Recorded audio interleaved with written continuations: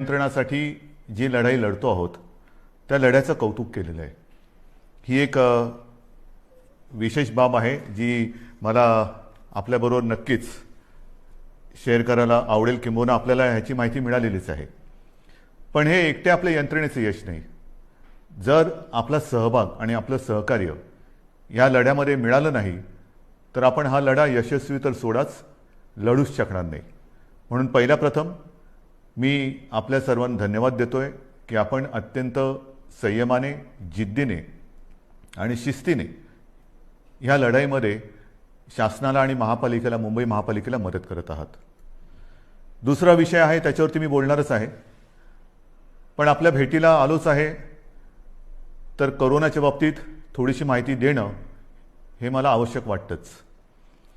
आपल्याला ही कल्पना आहे की आपण जे काही निर्बंध गेल्या काही दिवसापासून लावलेले आहेत त्या बाबतीत मी गेल्या वेळेला बोललो होतो की एक गोष्ट नक्की की रुग्णसंख्या जी काही झपाट्याने वाढत होती ती रुग्णवाढ आता किंचित थांबले नव्हे, ती आता थोडी थोडी थोडी खाली यायला लागलेली आहे। आता खरं आपण एका धोक्याच्या वळणावरती उभे आहोत। कदाचित आपल्याला असं वाटेल की आता ही लढाई आपण जिंकतो आहोत। नाही, अजिबात नाही। अजूनही एवढा गाफीलपणा आपल्याला परवडणारा नाही आहे।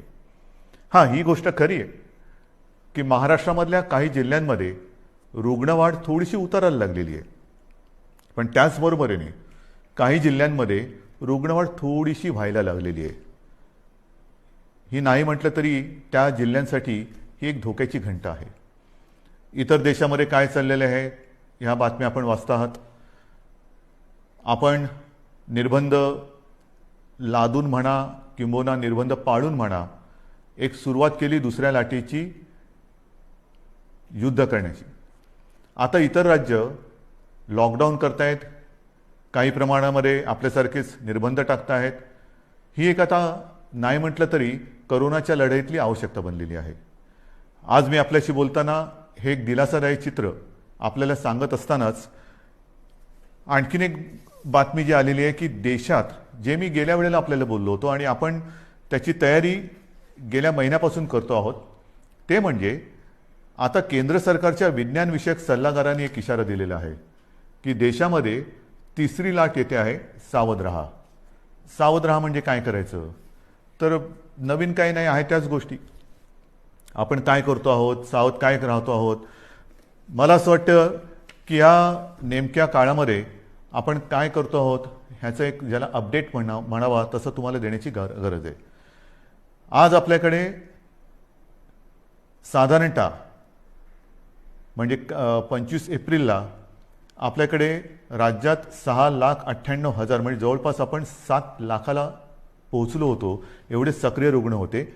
आणि 4 मे म्हणजे काल आपल्या राज्यात 6,41,900 इथपर्यंत ही रुग्णवाढ आपण थोपवून ठेवून थोडीशी खाली आणलेली, ही नक्कीच दिलासादायक गोष्ट आहे। मात्र जे मी तुम्हाला सांगितलं की रुग्णसंख्या काही जिल्ह्यात घटत असली तरी काही जिल्ह्यात मात्र थोडीशी वाढ होते आहे, त्याच्यावरती आपण लक्ष ठेवून आहोत। आपल्याकडे जी आरोग्य व्यवस्था आहे त्या आरोग्य व्यवस्थेमध्ये आपण नक्कीच वाढ करत चाललेलो आहोत। आपण जवळपास आता आयसोलेशन बेड्स हे 4.5 लाखापर्यंत नेलेले आहेत। जवळपास 1 लाख ऑक्सिजन बेड्स आहेत, 30,000च्या आसपास ICU बेड्स आहेत आणि 12,000च्या आसपास आपल्याकडे व्हेंटिलेटर्स आहेत। थोडक्यात सांगण्याचा मुद्दा काय की ही वाढ आपण करतो आहोत, जिथे जिथे आवश्यकता असेल तिथे आपण ह्या वाढीला म्हणजे वाढीला नाही, रुग्णवाढ थोपवायला आरोग्य सुविधा वाढीसाठी मंजुरी दिलेली आहे। अगदी न थांबता जिथे जिथे जे जे करणं गरजेचं आहे ते करा, असे स्पष्ट निर्देश मी प्रशासनाला दिलेले आहेत। लसीकरणाच्या बाबतीत तीही कल्पना मी आपल्याला दिलेली आहे की साधारणतः 18 ते 44 ह्या वयोगटातील 6 कोटी नागरिकांना आपल्याला लसीकरण करायचं आहे। ती जबाबदारी केंद्राने आपल्यावरती टाकलेली आहे, ती आपण समर्थपणाने घेतलेली आहे। मागे जे बोललो तेच पुन्हा सांगतो की 6 कोटी जनतेला 2 डोस म्हणजे 12 कोटी डोस एक रकमी एका चेकने घेण्याची आपली तयारी आहे। जसजसा लस पुरवठा होईल तसतसा आपण हा आपला लसीकरणाचा वेग जो 5 लाख एका दिवसात आपण करून दाखवलेला आहे तो अगदी 10 लाखापर्यंत पण नेण्याची आपली क्षमता आहे। त्याहूनही अधिक आपण नेऊ शकतो एवढी तयारी आपली झालेली आहे। लसीकरण मी केंद्रावरती आरोप करत नाही, परंतु केंद्राची सुद्धा अडचण आहेच. कारण ज्या प्रमाणामध्ये लसीचं उत्पादन हे आता हळूहळू वाढतंय, त्या प्रमाणामध्ये लसीचा पुरवठा आपल्याला होतो आहे. म्हणून तूर्त आपली क्षमता आणि मर्यादा ह्या दोन टोकाच्या गोष्टी झालेल्या आहेत. जसजसा लस पुरवठा वाढेल तसतसं हे लसीकरण सुद्धा आपण वाढवू. मग त्याच्यानंतर ऑक्सिजनच्या बाबतीत सुद्धा मी सांगितलं की साधारणतः रोज 1200 मेट्रिक टन ऑक्सिजन आपण दर दिवशी आपल्या राज्यामध्ये उत्पादित करतो. आज हा जो वापर आहे तो 1700 मेट्रिक टनच्या आसपास झालेला आहे. एवढा रोजचा आपल्याला ऑक्सिजन आज लागतोय. किंबहुना कालच आपण पाहिलं असाल की आपण केंद्राला आणखीन एक पत्र दिले आणि आम्हाला 200 मेट्रिक टन अधिक ऑक्सिजन पाहिजे ही मागणी आपण त्यांच्याकडे नोंदवलेली आहे.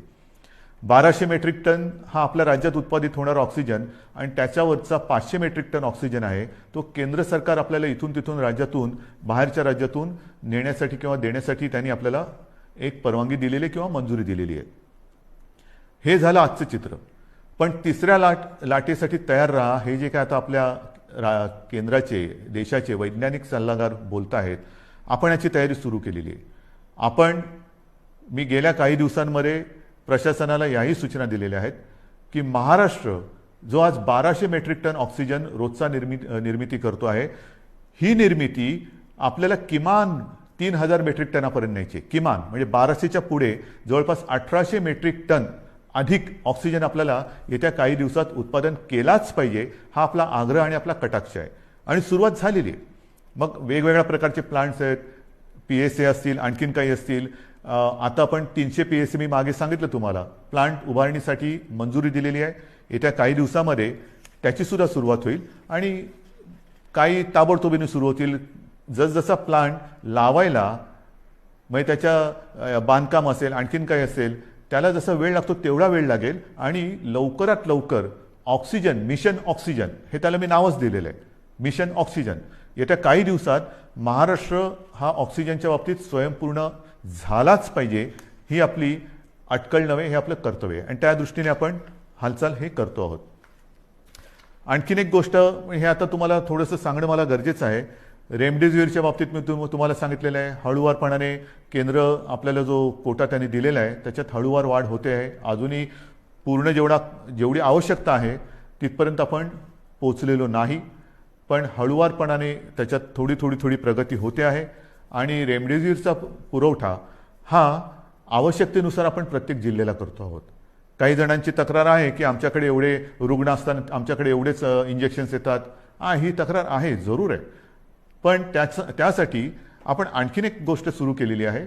एक काल परवापासून मी जो आपला टास्क फोर्स आहे त्या टास्क फोर्सला आपल्या जसं मुंबई आहे, पुणे आहे, ठाणा आहे, मग कुठे भंडारा असेल, नागपूर असेल, सोलापूर असेल, ह्या तिथल्या जिल्ह्यातील आणि तिथल्या शहरातील जे आपले फॅमिली डॉक्टर्स आपण ज्याला म्हणतो, जो कुटुंबाचा डॉक्टर, त्यांना सगळ्यांना झूम कॉलवरती एकत्रित करून मार्गदर्शन करायला आपण सुरुवात केलेली आहे. काय करायचं, आपल्याकडे रुग्ण आल्यानंतर त्याला कोविड झालाय तर घरातल्या घरात, म्हणजे आपण म्हणतो ना की आवश्यकता नसेल तर हॉस्पिटलमध्ये येण्याची गरज नाही, पण आवश्यकता असेल तर हॉस्पिटलमध्ये त्वरित आलं पाहिजे. मग हे नेमकं जो काही एक मी म्हणेन फरक आहे तो कसा करायचा. घरी असेल तर घरच्या घरी कोणती औषधे दिली गेली पाहिजेत, कोणती दिली म्हणजे द्यायची गरज नाही आहे, किंबहुना देण्याची गरज नसताना सुद्धा दिली जातात ती टाळली पाहिजे, ह्याचं संपूर्ण मार्गदर्शन आपल्या राज्यातील सर्व वाड्या वस्त्या, अगदी गल्ली बोळातले सुद्धा जे आपले चांगले चांगले डॉक्टर्स आहेत, अनेक वर्ष जे प्रॅक्टिस करतायत आणि त्या वस्तीला एक आधार म्हणून काम करतायत, त्या सगळ्यांना सोबत घेऊन आपण पुढे जातो आहोत.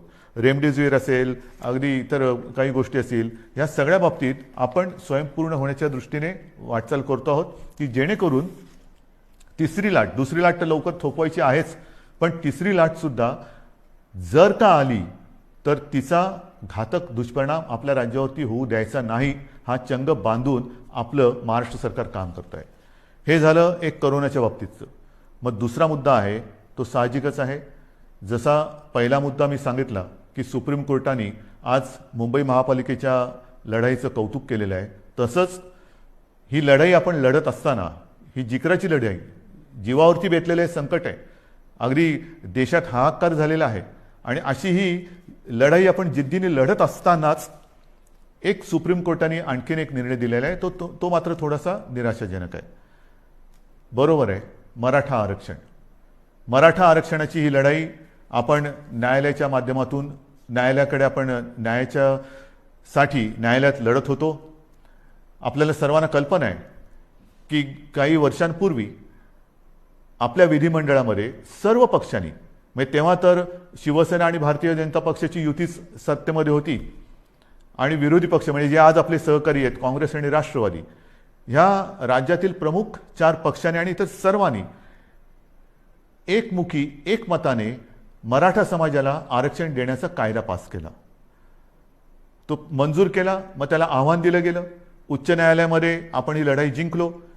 त्याला आव्हान दिलं गेलं. मग सर्वोच्च न्यायालयात ही लढाई गेली. सर्वोच्च न्यायालयात ही लढाई आपण लढलो आणि दुर्दैवाने आज हा निराशाजनक निकाल ह्या अगदी लढाईच्या ऐन भरामध्ये आलेला आहे. नेमकं काय झालं? जे काही एक ढोबळमानाने निकाल आलेला आहे, कारण आता निकालपत्र ते आता हाती आलेलं आहे, त्याच्यावरती आणखीन डिटेलमध्ये काम सुरू आहे, त्याचा अभ्यास सुरू आहे. पण सर्वानुमते एकमुखाने घेतलेला हा निर्णय सुप्रीम कोर्टाने त्याच्या विरोधात निकाल दिलेला आहे. मग असं कोणीतरी म्हणालं की आम्ही जे उच्च न्यायालयात जिंकलो ते सुप्रीम कोर्टात तुम्ही हरलात, तुम्हाला लढताच आलं नाही. नाही, असं अजिबात नाहीये.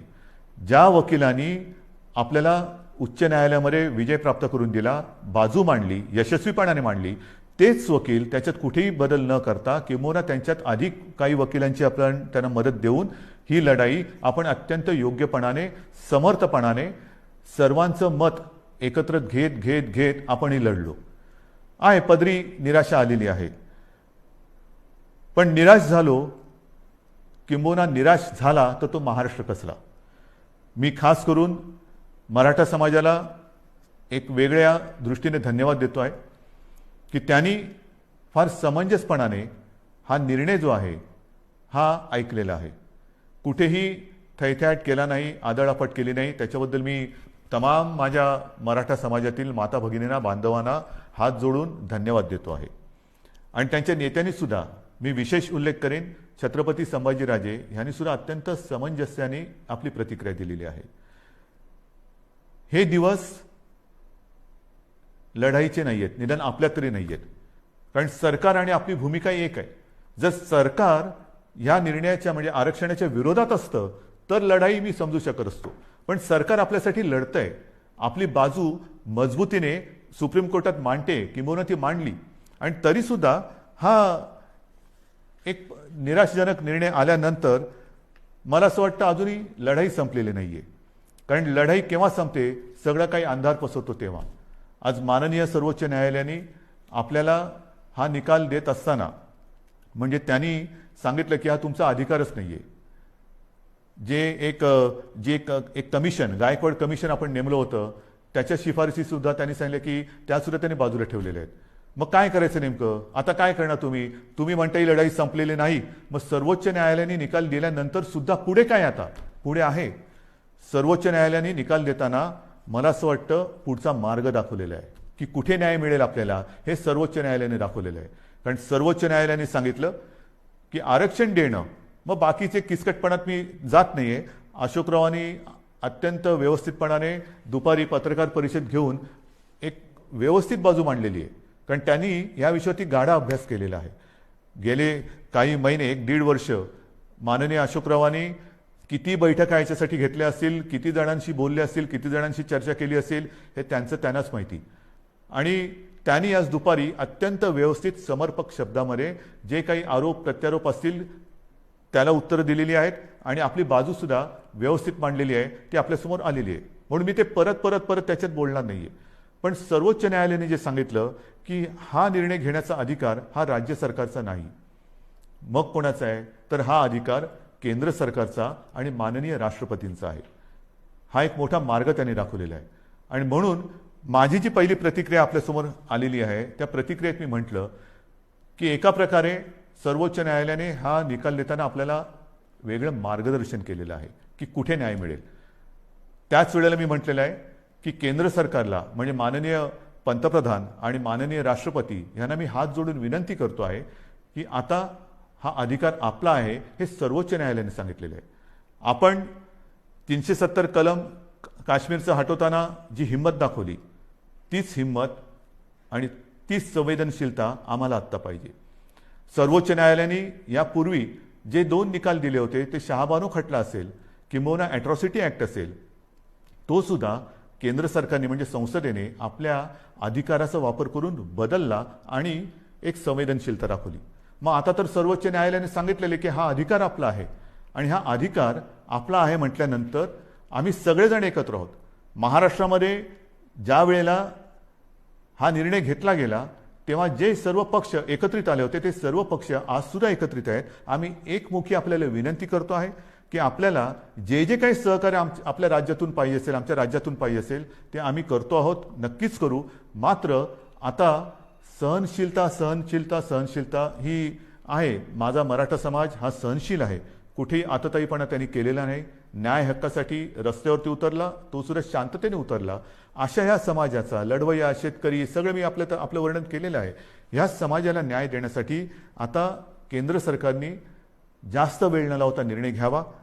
मी आपल्या माध्यमातून माननीय राष्ट्रपतींना आणि माननीय पंतप्रधानांना विनंती करतोच आहे, पण उद्या अधिकृत पत्र सुद्धा मी त्यांना देतो आहे.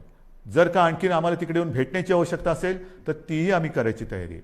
आणि ही एक मागणी आम्ही करत असताना सर्वोच्च न्यायालयाच्या निकालाची प्रत ही आता संध्याकाळी उशिरा प्राप्त झालेली आहे. त्याचा सुद्धा अभ्यास आपल्या ज्येष्ठ विधिज्ञांकडून सुरू आहे.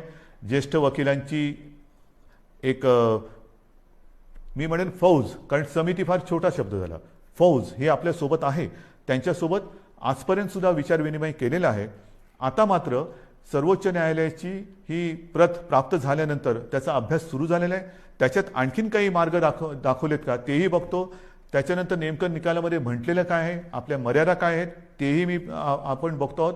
मात्र पुन्हा एकदा मी सांगेन की जो मार्ग सर्वोच्च न्यायालयाने दाखवलेला आहे या निर्णयाच्या बाबतीत केंद्र सरकारच्या अधिकारावरती त्यांनी मी म्हणेन एका अर्थी शिक्कामोर्तबच केलेलं की हा तुमचा अधिकार आहे. आता मला केंद्र सरकारचा अधिकार पाहिजे, कारण आम्ही सर्व पक्ष एकत्र आहोत. मराठा समाज आणि आम्ही आणि माझ्या महाराष्ट्रातले सगळे समाज हे सगळे एकत्र आहोत. ही मागणी केवळ एका समाजाची नाही तर न्याय हक्काची मागणी ही महाराष्ट्राची आहे आणि तिचा अनादर केंद्र सरकार, माननीय पंतप्रधान आणि माननीय राष्ट्रपती करणार नाहीत ही मला खात्री आहे, हा मला आत्मविश्वास आहे. तूर्त मी सर्वांना हेच सांगू इच्छितो की अत्यंत धोक्याच्या वळणावर कोरोनाच्या आपण उभे आहोत. जी शांतता, जो संयम तुम्ही आजपर्यंत दाखवलेला आहात तोच संयम, तीच शांतता यापुढे आपल्याला गरजेची आहे. आता संयम आणि शांतता 2 लढाईसाठी पाहिजे. एक तर कोरोनाविरुद्धची लढाई आणि दुसरी जी कदाचित जी काही समाज विघातक लोक किंवा शक्ती असतात की ते आग लावण्याचा प्रयत्न करतात, तर अशा लोकांच्या भडकवण्याला बळी पडू नका. सरकारवरती विश्वास ठेवा. सरकार पूर्ण ताकदीने, पूर्ण क्षमतेने ही लढाई जिंकल्याशिवाय राहणार नाही आणि तुम्हाला तुमचा न्याय हक्क मिळवून दिल्याशिवाय राहणार नाही. एवढंच एक वचन आपल्याला देतो आणि तूर्त आपली रजा घेतो. जय हिंद, जय महाराष्ट्र.